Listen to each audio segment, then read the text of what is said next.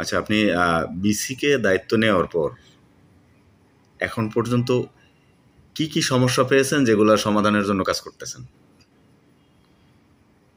আপনাকে ধন্যবাদ।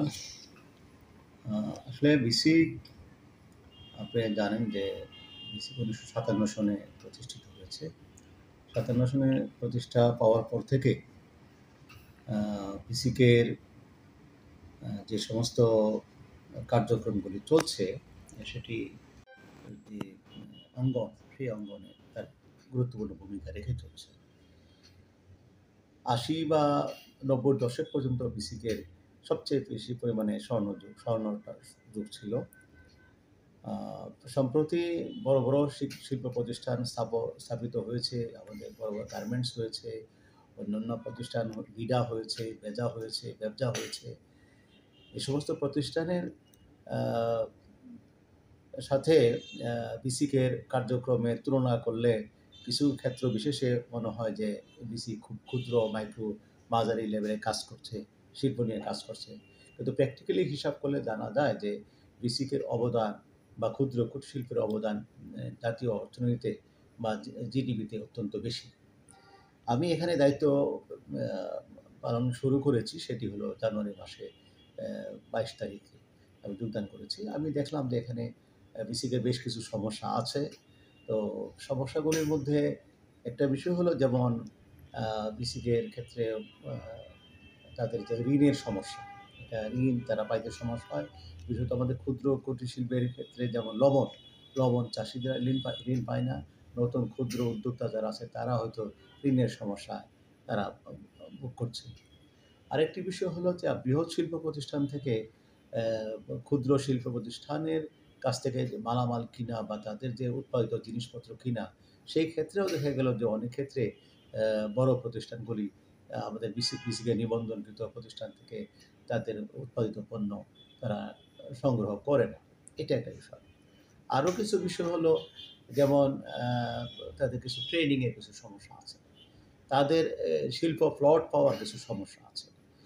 তারপরে আপনার রাষ্ট্রীয় অন্যান্য সংস্থাগুলি থেকে অনাপত্তিপত্র পাওয়া, যেমন ধরুন ট্রেড লাইসেন্স পাওয়া, তারপরে ড্রাগের ক্ষেত্রে জাতের ক্ষেত্রে অনাপত্তি পাওয়া, নারকোটিক্সের অনাপত্তি পাওয়া, পরিবেশের অনাপত্তি পাওয়া, এই সমস্ত বিষয়গুলি অনেকগুলি রিকোয়ারমেন্টস আছে, ওইগুলি পাইতেও সমস্যা হয়। যদিও আমাদের ওয়ান স্টপ সার্ভিস অ্যাক্ট আছে 2018 এবং সরকারের অনেকগুলি প্রতিষ্ঠান একসাথে কাজও করেছে, তারপরেও ক্ষেত্র বিশেষে আমরা ক্ষুদ্র উদ্যোক্তার সমস্যার সম্মুখীন হয়। আমি যে কাজটুকু করেছি সেটি সংক্ষেপে বলি যে আমরা বিসি কিন্তু ক্ষুদ্র পরিসরে আমরা কিছু ঋণ দিয়ে থাকি। আমরা 5 লক্ষ, 10 লক্ষ, 20 লক্ষ টাকা পর্যন্ত আমরা ঋণ দিয়ে থাকি। বিভিন্ন ছোট ছোট উদ্যোক্তাদেরকে আমরা ঋণ দিয়ে থাকি এবং বিসিকে ঋণের কলেবর প্রায় 350-400 কোটি টাকার মতো আমাদের ঋণ কার্যক্রম আছে। তারপরে আমরা ট্রেনিং সেন্টার, আমাদের 15টা প্রশিক্ষণ কেন্দ্র আছে, দক্ষতা উন্নয়ন কেন্দ্র আছে। দক্ষতা উন্নয়ন কেন্দ্রে আমরা প্রশিক্ষণ দিচ্ছি। এগুলিতে বিভিন্ন অঞ্চলের চাহিদার ভিত্তিতে, যেমন ওয়েল্ডিংয়ের উপর হয়, রেফ্রিজারেটরের উপর হয়, মোবাইল সার্ভিসিংয়ের উপর হয়, অন্যান্য আরও বিভিন্ন রকম ট্রেড কোর্সে 6 মাস, 1 বছর, 3 মাস পর্যন্ত আমরা প্রশিক্ষণ দিচ্ছি। আমাদের প্রশিক্ষণপ্রাপ্ত যারা উদ্যোক্তা তারা দেশেও তারা চাকরি বাকরি করছে, বিদেশেও তারা কিন্তু জব পাচ্ছে। ঋণের বিষয় নিয়ে আরও যে কাজগুলি করছে সেটি হলো, আমরা বাংলাদেশ ব্যাংক এবং অন্যান্য আর্থিক ঋণ দানকারী প্রতিষ্ঠানকে একটু চিঠি দিয়েছি, বাংলাদেশ ব্যাংককে চিঠি দেয়, যাতে করে বাংলাদেশ ব্যাংক অন্যান্য তার আওতাধীন বিভিন্ন ব্যাংকগুলিকে অনুশাসন দেয়, যাতে বিসিকের উদ্যোক্তা বা শিল্পনগরীতে যারা নাকি প্লট নেয় তাদেরকে যাতে সহজ শর্তে ঋণ দেয়। এইটা একটা বিষয়। আরেকটি বিষয় হলো, জেলা প্রশাসক এবং অন্যান্য যে সমস্ত কর্তৃপক্ষ আছে তাদেরকেও আমরা পত্র দিই, যাতে করে আমাদের লোকজন ঋণ সহজ শর্তে ঋণ পেতে পারে। আর মার্কেটিংয়ের জন্য আমরা যে সিপিটিও আছে এবং সরকারি অন্যান্য আইএমএডি অন্যান্য সংস্থা আছে, তাদেরকেও আমরা অনুরোধ করে থাকি যাতে করে আমাদের ক্ষুদ্র উদ্যোক্তা আছে তাদের কাছ থেকে যেন তারা ঋণ দিয়ে তাদের কাছ থেকে তাদের উৎপাদিত মালামাল যাতে কিনে। আমরা কিছু শিল্প নিবন্ধনও দিয়ে থাকি, যে নিবন্ধনটার পরিপ্রেক্ষিতে বিভিন্ন ব্যাংক থেকে এবং আর্থিক বিভিন্ন প্রতিষ্ঠান থেকে তারা ঋণ গ্রহণ করতে পেতে পারে। এই ধরনের কাজগুলি আমি রুটিন কাজ প্লাস এই ক্ষেত্রগুলিতে আমি বিভিন্ন সংস্থায় যোগাযোগ করেছি, এনবিআরে একাধিকবার যোগাযোগ করেছি, বাণিজ্য মন্ত্রণালয়ে যোগাযোগ করেছি। তারপরে বেশ কিছু সরকারি সংস্থা এবং স্বায়ত্তশাসিত প্রতিষ্ঠানের সাথে আমরা এমওইউ করেছি, যাতে করে আমাদের উদ্যোক্তারা সুবিধাটা পেতে পারে। জি। বিসিকের আরেকটা প্রজেক্ট হচ্ছে আপনার ট্যানারি। রাইট। ট্যানারির সারা বিশ্বে লেদারের যথেষ্ট চাহিদা আছে এবং ভালো লেদারের চাহিদা কিন্তু বাংলাদেশেও আছে। তো সেক্ষেত্রে এই সেক্টরটা আমার কাছে মনে হচ্ছে রুগ্ন। আমি যতদিন খোঁজখবর নিয়ে দেখছি এই জায়গাটা খুবই দুর্বল। আপনি ট্যানারির বিষয়টা ঠিকই বলেছেন। আমরাও তো বেশ কিছুদিন আগে আমরা জানতাম যে, বা দেখেছি আমি যখন নাকি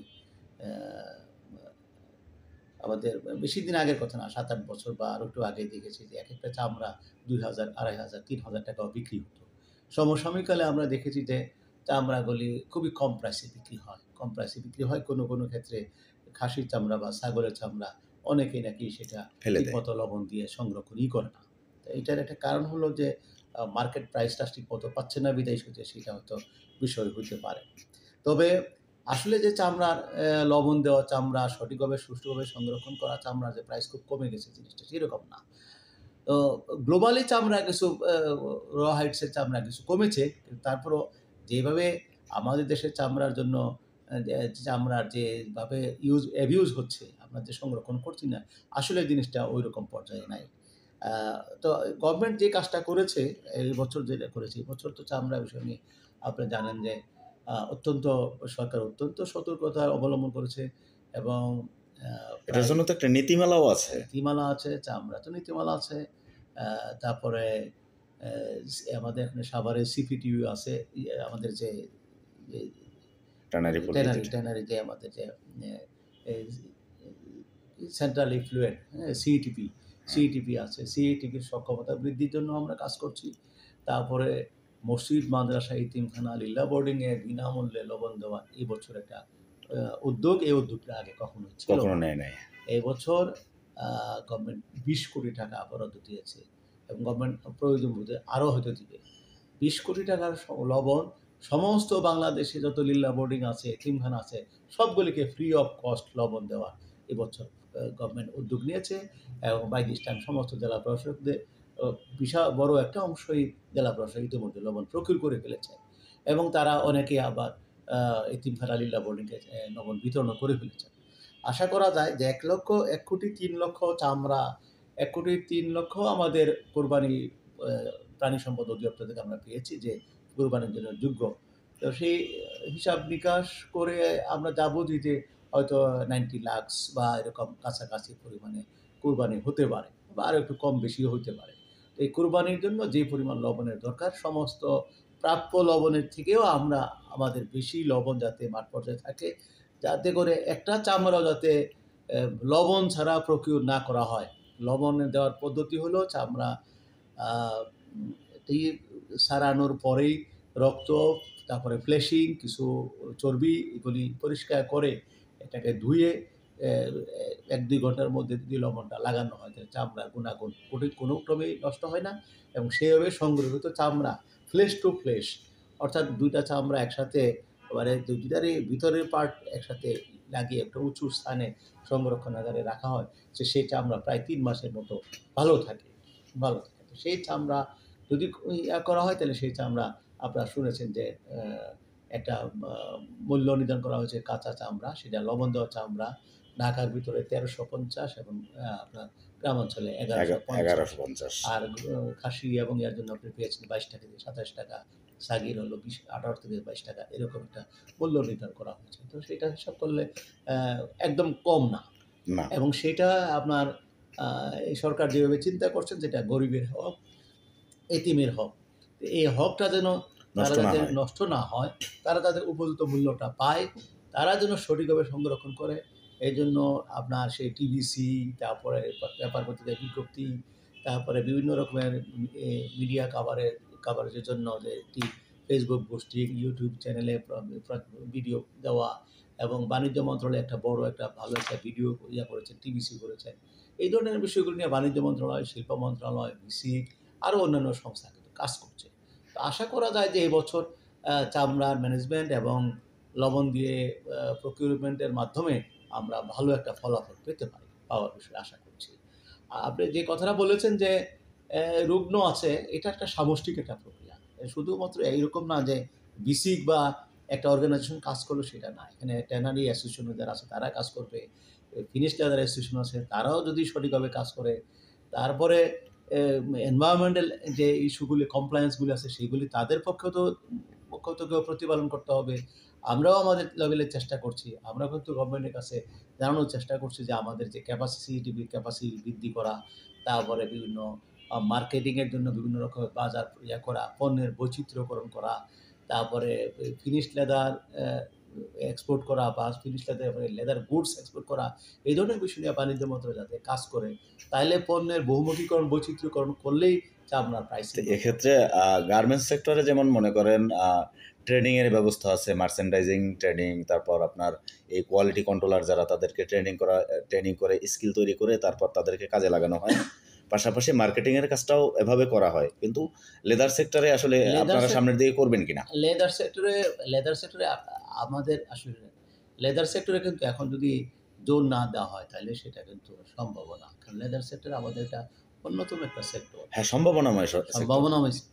কারণ লেদার সেক্টরকে গুরুত্ব না দিয়ে আমাদের আর এমন না যে শুধুমাত্র গার্মেন্টস বা এরকম কিছু ইয়ার ক্ষেত্রে আমরা কনসেন্ট্রেট করে থাকবো, লেদার সেক্টরের মতো গুরুত্বপূর্ণ সেক্টরকে আমরা নেগলিজিবল করে রাখবো, সেটা কিন্তু করা উচিত হবে না।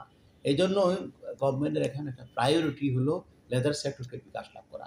এই প্রায়োরিটির জন্যই ট্রেনিং, ঋণ ফ্যাসিলিটিস, এলডব্লিউজি সনদের জন্য যে সমস্ত প্রসিডিউর আছে সেগুলি করা, তারপরে যারা লেবার আছে তাদের যে সমস্ত সোশ্যাল এবং অন্যান্য যে এনভায়রনমেন্টাল কমপ্লায়েন্স আছে সেগুলি করা, ট্যানারি মালিকদের জন্য যে সমস্ত প্রশিক্ষণের দরকার, তাদেরকে দক্ষ করার জন্য যে সমস্ত দরকার, সেই সমস্ত ক্ষেত্রগুলি এখন কাজ করতে হবে।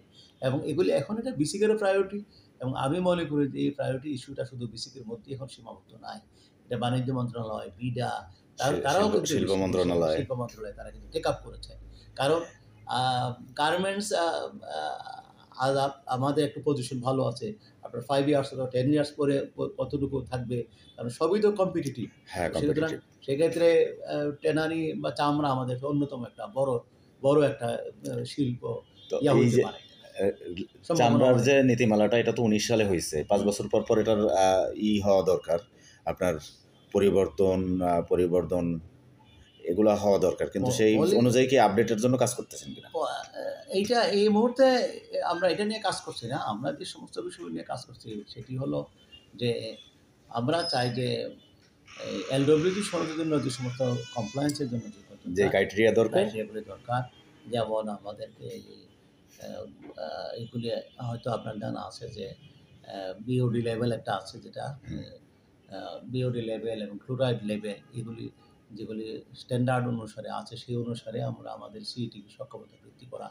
তারপরে আমাদের ট্যানারি এন্ডস থেকে কিছু কাজ আছে যে তারা যেন তাদের শ্রমিকদের ভালো বেতন দেয়, তাদেরকে তাদের স্বাস্থ্য বিষয় নিয়ে তারা করে, শিশু শ্রমিক না দেয়, তাদের এন্ড থেকেও এবং পরিবেশের জন্য তারা সচেতন, পরিবেশের জন্য যারা কোনোদিনও পরিবেশের সমস্যা করে এরকম কোনো জিনিস, কোনো লিকুইড বা কোনো ওয়াটার যেন নদীতে বা অন্য কোনো জায়গায় ডিসচার্জ না করে, ফ্যাক্টরি থেকে যাতে ওয়েস্টেজ বের না হয়, কোনো রকমের লিকুইড যাতে কোনো পানিতে ডিসচার্জ না হয়, কোনো ফুড চেইনে যাতে কোনো জিনিস না মিশে, এই ধরনের বিষয়গুলো নিয়ে ট্রেনিং তো দরকারই এবং সবারই সচেতনতা দরকার। আর তাদের বিশেষভাবে দরকার, কারণ তারা তো এই বিষয়টা নিয়ে ব্যবসা করছেন, তারা নিজেরা উদ্যোক্তা, তারা টাকা পয়সা ইনভেস্ট করেছেন, সুতরাং তাদের জন্য তো আরও বেশি প্রয়োজন। গভর্নমেন্টও চেষ্টা করছে এখন। Thank you. জি, থ্যাংক ইউ।